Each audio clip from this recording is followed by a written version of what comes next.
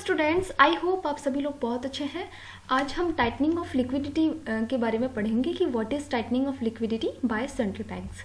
ठीक है, तो चलिए स्टार्ट करते हैं। सबसे पहले कि जो टाइटनिंग ऑफ लिक्विडिटी है उसमें जो है जो सेंट्रल बैंक है वो बेंचमार्क रेट को कैसे बढ़ाता है और कैसे जो है इन्फ्लेशन कंट्रोल में आती है। ठीक है, तो ये सभी हम आज इस वीडियो में देखेंगे। तो ये वीडियो प्लीज़ एंड तक ज़रूर देखिए जिससे आपको अच्छे से समझ में आ जाए। ठीक है, तो जो है सबसे पहले मैं आपको बताऊंगी कि जो सेंट्रल बैंक है जो है बेंचमार्क रेट या इंटरेस्ट रेट है, जो बेस रेट है उसको बढ़ा देता है। ठीक है, तो उसको बढ़ाने से क्या होता है कि लोन लेना महंगा हो जाता है। जो लोन लेना अगर महंगा हो जाता है तो इससे क्या होता है कि लोग लोन नहीं लेंगे, और अगर लोन नहीं लेंगे लोग तो क्या है मार्केट में पैसे कम जाएंगे, और अगर मार्केट में पैसे कम जाएंगे तो उससे क्या होगा कि जो मार्केट में जो है वो जो है डिमांड कम होगी, उनके पास पैसे नहीं रहेंगे, तो पैसे नहीं रहेंगे तो जो है प्रोडक्ट्स की डिमांड कम होगी, और अगर डिमांड कम होगी तो जो है उसकी प्राइस डाउन हो जाएगी। तो इससे क्या होता है कि जो है इन्फ्लेशन कंट्रोल में आ जाएगी।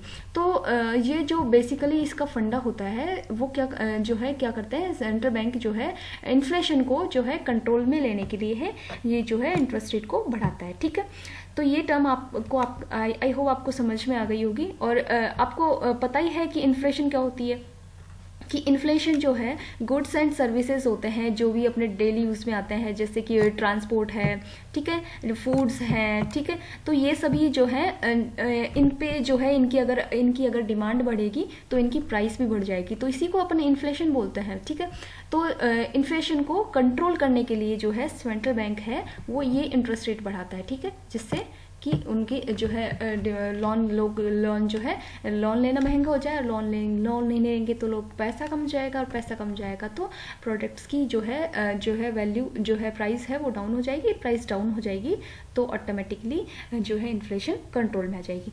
तो ये तो इसका हो गया प्रॉज। ठीक है, ये तो इसके जो है प्रॉज हो गया कि ये जो है इन्फ्लेशन को कंट्रोल में लेने के लिए यूज़ लेते हैं। ठीक है, तो और इस टर्म को, ठीक है, और इसके जो है कॉन्सिक्वेंसेस है जो कि नेगेटिव इम्पैक्ट्स हैं वो क्या है इसके। ठीक है, तो नेगेटिव इम्पैक्ट है इसके कि जो है इकोनॉमिक ग्रोथ नहीं होती। ठीक है, तो जैसे कि अभी इंडियन इकोनॉमी है वो है कोरोना से जो है बहुत ज़्यादा अफेक्टेड है।